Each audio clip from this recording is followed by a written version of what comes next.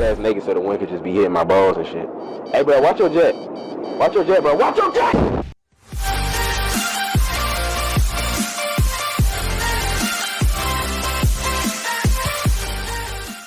Hello everybody, how are you all doing? Hope you're having a great day today. Today we'll be talking about Vigilant and what we can take to make her the best she can be.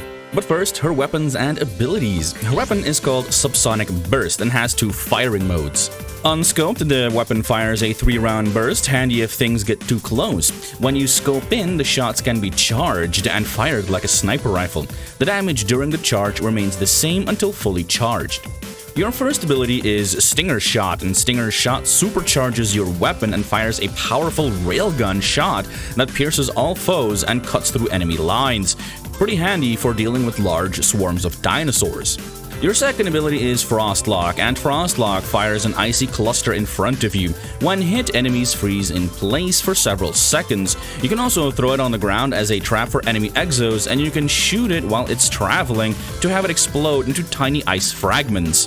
This is a really good CC ability for when you get surprised. And lastly, we have Vault. Similar to Dodge and Dash from exos previously covered on my channel, Vault makes the Vigilant jump into the air higher. It's a good way of getting rid of something that is cowering behind cover, or to get away if you're being swarmed.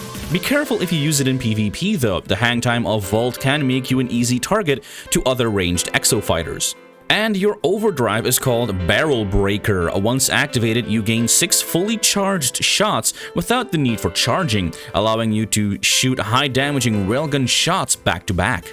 Before we head into the hangar and take a look at the modules, only a small number of people who watch my videos are actually subscribed. If you like this video and want to see more, please railgun shot that subscribe button. Would really help out a small Frostlock like myself. Our first module slot gives us the option between Charge Linker and Charge Enhancer. Charge Linker fully charges our sniper rifle upon a critical hit, allowing you to do faster follow-up shots. Consecutive critical hits don't fully charge the sniper rifle. This means that only every other shot gets fully charged with this module. Charge Linker is an excellent PvE module as it adds so much more burst DPS to your arsenal. It's also quite handy in PvP if you can constantly get those headshots. Charge Enhancer adds a second charge state to our sniper rifle. Fully charging the second stage of the charge adds significantly more damage, as if hitting someone for crit damage, but anywhere on the body, and critical hits deal even more damage. The downside is that it consumes 20 ammo upon firing, which means after 2 fully charged shots, you'll need to reload. Charge Enhancer sees more use in PvP, as the higher single hit burst damage is more preferable to the double tapping nature of the Charge Linker. In the end, both modules are very good. Pick up Charge Linker if you are a PvE-oriented Vigilant, and take the Charge Enhancer if you're a PvP player. For our second slot, we have 3 options since the last update: Finishing Streak, Frostbite, and Hailstorm. Finishing Streak allows your Stinger shots to deal critical damage and lowers the cooldown of Stinger Shot depending on which enemy type was defeated by it.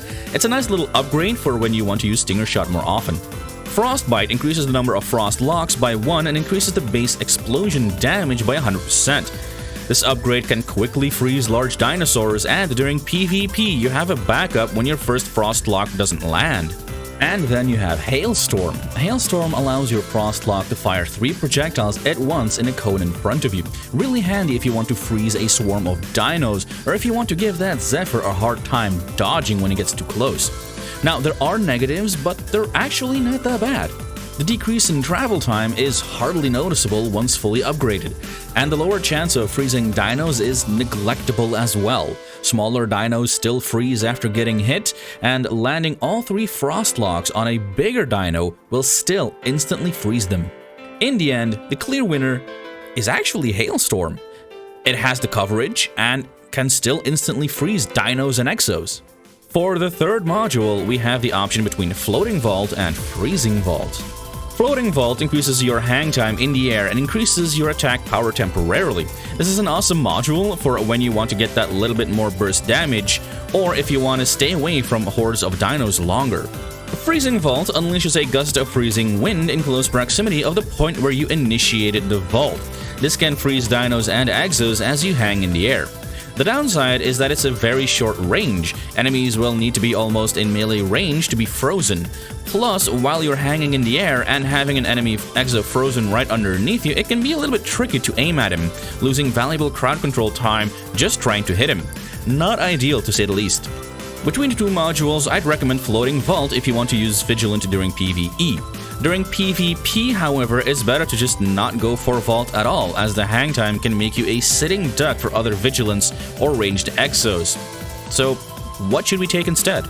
Well, as with the Zephyr build I have on my channel, the Vigilant suffers from the same condition in that she hardly has any health, and a fully charged shot from a Charge Enhancer Vigilant can outright kill you in one crit. That's why the durability module is the way to go in PvP.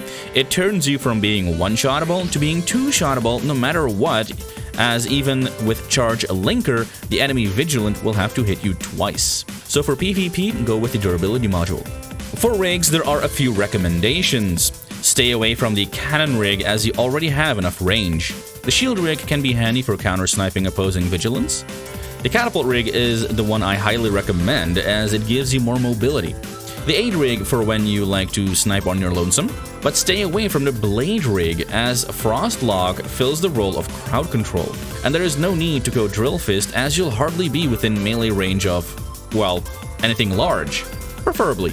And that concludes our Nighthawk Vigilant build, designed to have its presence felt without being seen on the battlefield. The Nighthawk Vigilant specializes in staying far behind the front lines to pick off enemies with her powerful rifle and evasive systems. Don't take my word for it, try her out yourself and see how powerful she truly is. And if you like this video and want to see more Exoprimal content, be sure to like, subscribe, and ring that notification bell so that you never miss another upload. And I'll see you when I see you. Thank you for producing high-quality data. Remember, exosuits can always be refined. Always.